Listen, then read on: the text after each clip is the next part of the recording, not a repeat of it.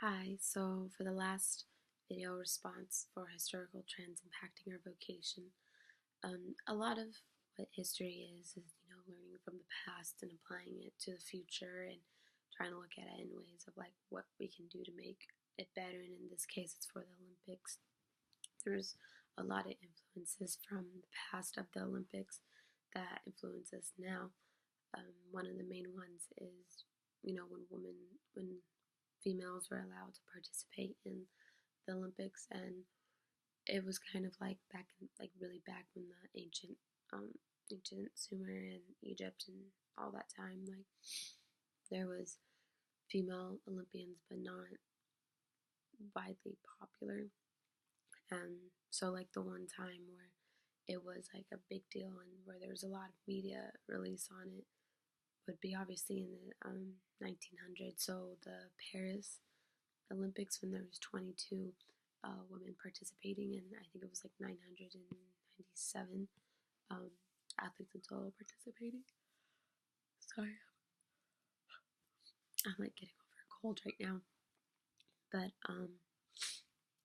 that specifically had a historical influence because after that, then the numbers for women kind of skyrocketed, and it's definitely been a hot topic for the Olympics after that. Women have come a long way from not participating, obviously, to participating and getting worldwide worldwide popularity because of it. And one topic related to the history, philosophy, physical education would be probably the politics and sports. Obviously, back when World War One was happening and World War Two happening, that was a big deal, and that was something that was affected by the Olympics. And even today, I think this past Olympics, there's been a couple, there's a lot of problems going on in different countries, and people are going to act out to show support for their countries, like doing the fist in the air during the Pledge of Allegiance for the Americans, or kneeling. And not only does that go for Olympic games, it also goes for regular professional sport games too. But the way that goes is just, it's a way of protesting, and it's a way of showing like what side you stand on. I know there's this other Olympian, I don't remember specifically what he did, but it was from a different country, and he got a lot of backlash. I think it was one of the two. Got a lot of backlash from it because they were supporting a movement that was going on in their country. And with sports and politics, they're always going to be together, and it's only because it's like, well, what side do you stand on? And you might get more fans, and you might not get more fans depending on if you make that vocal. But in the way that impacted my vocation today is, just trying to stay like neutral in political stuff that's going on. I mean, obviously, I have a side of, like, for instance, say like the presidential election and the president right now. I'm not going to go out there and tell my students that I voted for this person and you're all dumb if you vote for that person, or I'm not one to vocalize my political stance on things, but there are people who will, and will use that against my athletes when they're playing.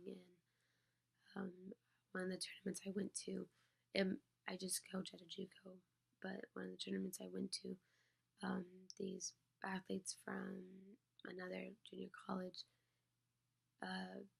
put their hand up, or they kneeled and put their hand up during the national anthem, and it was just like, I get you have a political stance on things, but you are trying to get recruited to play at a university level, and I know like those things shouldn't be handy, but what does school really want? To have you represent them if you're going to be doing that, if you're going to have a political stance, and all that just could go back and forth with it's freedom of speech and and stuff like that. But